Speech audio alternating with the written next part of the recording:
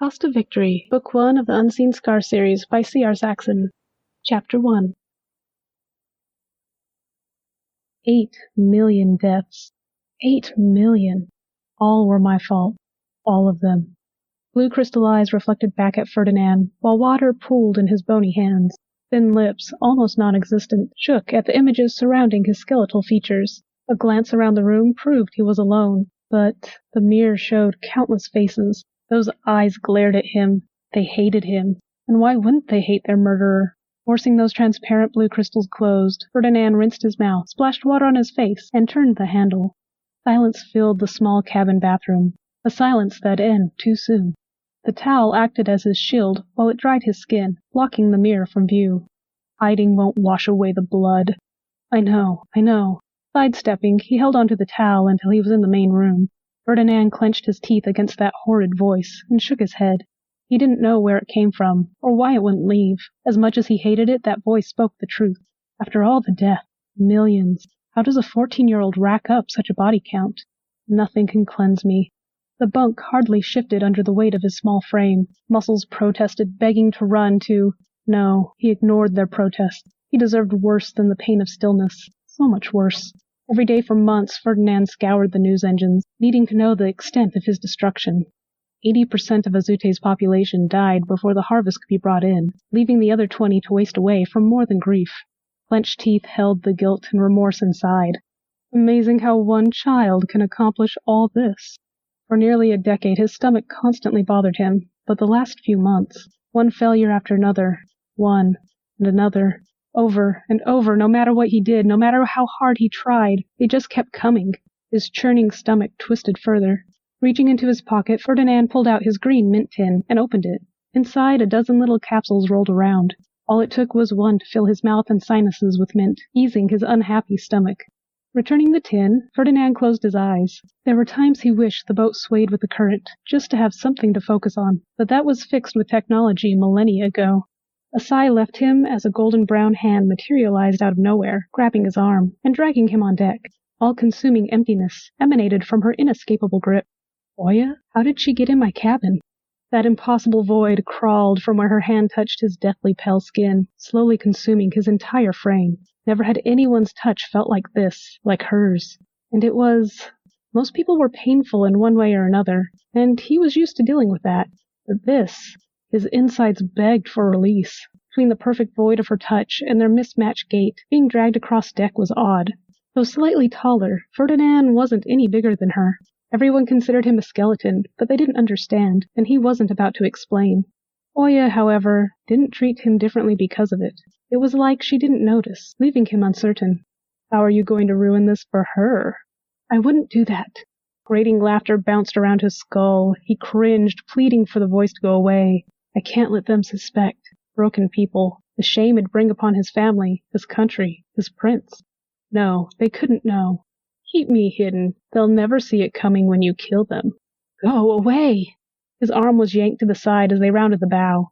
Hip-length, black hair whipped around the girl like a wild mane. It was so strange. Most of it was rich and dark and beautiful, speckled lightly with sunshine and shadows.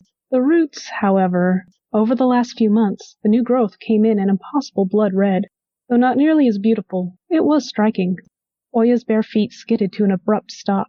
Startled, he collided with her. She simply laughed and pointed to the horizon as he fought to escape the nothingness consuming him. This time she let him go, allowing him to finally breathe. When she spoke, it was in her native tongue. Unfortunately, he was the only one here who understood. She'd be happier with anyone else. But she asked him not to tell anyone about her language, or that he'd learned it. Is that it? The graceful sounds of her native Ondo waltzed through the air. Her alien green eyes were bright with crazed excitement. That craze was an oddity Ferdinand couldn't figure out. Her eyes sparkled with it. It ran deep, to the very core of her, but never bothered her.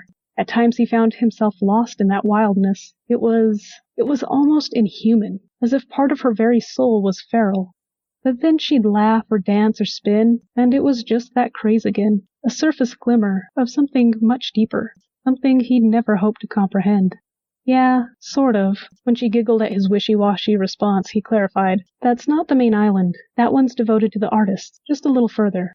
A mini jungle oasis, framed by the morning's colors, floated past them. Green, lush, and stunning. It was the perfect artistic inspiration. The main island, though lovely, was quite different. Long white beaches crawled lazily to hug grassy fields. The buildings weren't nearly as well hidden either. Each island had its own character, making the chain the ultimate playground for those with the drive to reach them. Judging by the look on Oya's face, she'd be one of the avid explorers. Turning her wild grin on him, she tamed her multi-toned hair with deft hands. This was the first time he'd seen anyone braid their hair. It was strangely fascinating. I wonder what her ability is. Ferdinand respected her not wanting to say, but as a scientist, a tinkerer, he couldn't curb his curiosity. Those inhuman green eyes suggested she was like him, but Oya insisted she didn't have a good grasp of science. Enthralled by his thoughts, he nearly missed her attempt to leap overboard. Long, twig-like fingers caught the back of her shirt and yanked her off the rail. "What are you doing?" A wild, wicked grin curled her shapely lips. "Swim with me!" Cherry red head to toe, Ferdinand looked away. "It's dangerous this far out, and I don't like swimming." "You live surrounded by water, and you don't like swimming?" Pathetic. Ferdinand turned purple and sunk deeper inside himself. After 8 days of travel, they were glad to see the beach. Ferdinand didn't even mind when his ally appeared carrying both their bags. It didn't stop him from taking his, though. Regardless of how poorly they got along, John was still a Dinta, a lesser prince, and he was merely a lord. Worse, the Artemis family was his country's strongest ally. There was no reason for the 15-year-old Dinta to carry anything of his. After freeing his bag from John's grip, Ferdinand mumbled a thank you while blushing deeply. Seeing John felt like looking in a warped mirror. They shared many features: height, build, facial structure. Aside from excessive grooming, all it'd take was gaining a good 30 pounds and cutting his hair short to pass as the Dinta, at least from a distance. The most striking difference was their eyes. Rich chocolate brown eyes matched John's hair, while Ferdinand's were a pale crystal blue, nearly devoid of color. Those brown eyes, they were always annoyed at him. "It's my own fault." "Yes, it is." John dropped to his knees next to Ferdinand and slammed a fist into the tile. Frustration and tears shook his voice. "I can't take this anymore. Please. I tried doing as I was asked. I tried fulfilling my duty, but I'm sick of this. I never liked you, but I'm truly starting to hate you." Shaking head to toe, Ferdinand banished the memory. Everything he did to bring John to that state. "No, I don't want to remember." "Have you boys gotten everything?" How did that voice get behind him? He'd been avoiding the man the entire trip. No attempt was made to hide his rudeness as Ferdinand leapt away from the perfectly average adult. For as nondescript as Healer Bear was, the skeletal tinkerer could easily spot the man among a throng. Just looking at the healer was enough to set his heart into overdrive and bring black spots to his vision. John sighed at Ferdinand's reaction and shook his head. "Yes, sir." Shifting through his emotional masks, Ferdinand found the most pleasant he could manage. Unclenching his jaw let a gentle expression soften his face. They were back at school. Time to return to normal life. Delicate golden brown hands caught his attention as Oya waved, grinning wildly. "Normal, huh? Maybe not completely. Not until she learned Common. She'll be happier when she can talk to someone better than me." In no time, the boat docked, and they made their way down the gangplank. As the four disembarked, three enjoyed a novel sight. Pure excitement ran barefoot down the dock and leapt onto the beach. The look on Oya's eyes as her toes touched the island for the first time was magical. You'd think she was peering into heaven. Calloused feet shot through sand to splash in ankle-deep water. If the skeleton didn't know better, he'd say the ocean rushed toward her, wanting to play. Ferdinand stood on the pier, watching her childlike joy. As she ran and splashed, she looked like a 4-year-old, not a child of 14. Despite himself, he couldn't stop the corners of his mouth from turning up slightly, accompanied by a twinge of envy. They were the same age, but he didn't have the freedom for that kind of joy. Now they were here, he'd have to find shoes she liked. In the weeks he'd known her, she remained barefoot, making him nervous whenever she played in his lab. What did she do with all the shoes given to her at the hospital? "I don't think I've ever seen that," Bear commented. The healer's voice interrupted Ferdinand's thoughts, making his heart race and egging his feet closer to Oya. "Coward." "I know I haven't," John grinned. This was all the conversation they managed before Oya ran back and grabbed the two boys, pulling them down the beach. "Does she think this is new for us too?" John huffed. "I don't know." A perfect void consumed Ferdinand's hand from her touch, but she wouldn't release him. Still, he smiled at her joy. "What right have you to smile?" That made him flinch, straining his expression. What right did he have? After all the damage he'd done, the deaths he'd caused, what right did he have? Leaping forward, she grinned over her shoulder, releasing their hands. John stopped, but he kept going, trying to escape those thoughts. A quick step was all it took for her to start a game of tag. She was an expert at dodging and weaving, changing directions on the spot with the ease and grace of a dancer. As he attempted tagging her, Ferdinand turned, catching a glimpse of Healer Bear stepping up next to his ally. The superintendent approached from inland. Master Dea was the superintendent for as long as the boys had been at the school. The man was a mind-talker, a psych, and as troublesome as any healer. Not only this, Dea and Bayer were brothers. Seeing them made Ferdinand wince. Between the two, he was constantly on edge. The tinkerer slipped up too badly, he'd end up facing one, if not both. But they hadn't noticed. Remembering himself, the skeleton twisted his foot in the loose sand, tripped, and fell. This startled Oya, but she didn't hesitate to rush to his side. There was no helping the involuntary jerk when she took his hand. Apologetic, he pushed himself to his feet. "They're having fun," Superintendent Dea commented from behind John. An uneasy expression filled the dentist's face. "It looks that way." "How have they been, brother?" Dea asked, concerning the students gone 2 months longer than expected. The healer hesitated, as uncertain eyes scanned the beach. "They're doing better." "Ah, we'll talk later." Though brothers, the two looked nothing alike. Whereas the healer was perfectly average, the superintendent stood out. Dark skin gave off a beautiful, healthy glow, making the mind-talker's dark eyes look like polished hematite. But the most glaringly obvious difference? Dea was broad, completely bald, and covered in symbolic tattoos, marking his lifetime of accomplishments. Those tattoos were the only difference that confused Ferdinand. If they were brothers, why didn't they both have them? The man's accent was from North Oishi, John's country. Claiming unwanted and orphaned children from around the world was commonplace. It was easy believing Bear was an older claimed child. But once a person was claimed, they were family. No questions, no exceptions. The tribe those tattoos originated from, Bear should have them too. It wasn't until the healer's son arrived on the islands, skin unmarked, that Ferdinand looked into it. I'm stupid, useless. Even thinking about it, Ferdinand rolled his eyes at himself. Why hadn't he thought of marriage sooner? It made perfect sense. The superintendent was quick to call the healer brother, when Bear always hesitated. Master Dea's pointed cough interrupted his musings. The sun was low on the horizon, but getting higher. Students were in class, leaving the island nearly deserted. Sweat beaded on the superintendent's brow as he stifled a grimace. "John Dinta, Lord Ferdinand, I want to talk to both of you. Put your bags up, then come to my office."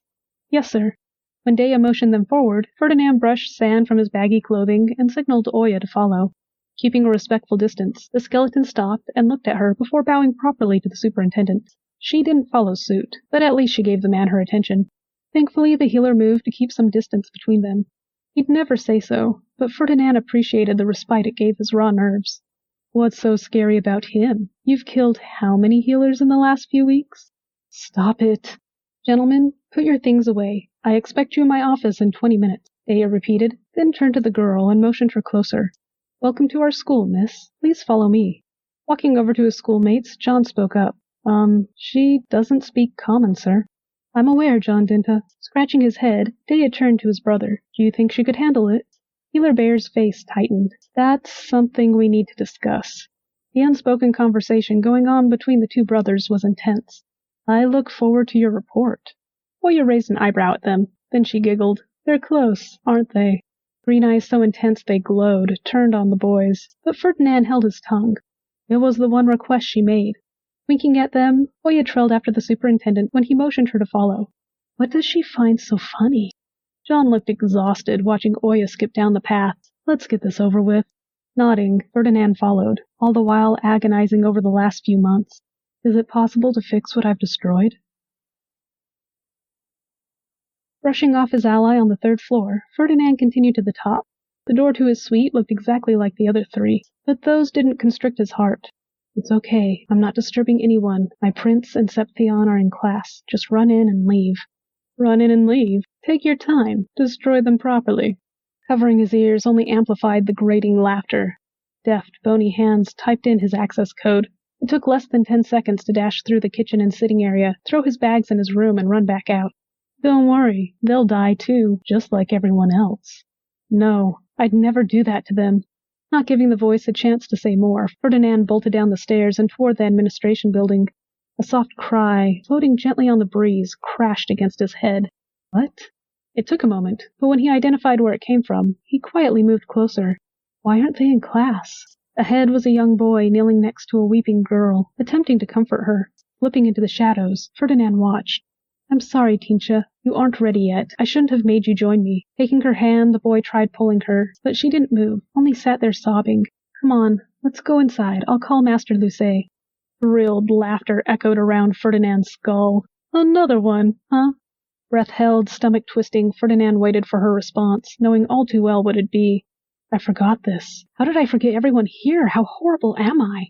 Master Lucet can't bring them back. She can't make me better. It won't change anything. Her fierce anger faded, bringing more tears to the surface. Digging sharp fingers into his bony arm, Ferdinand swallowed hard against the rising bile. Ah, you might have killed millions, but how many more want to die?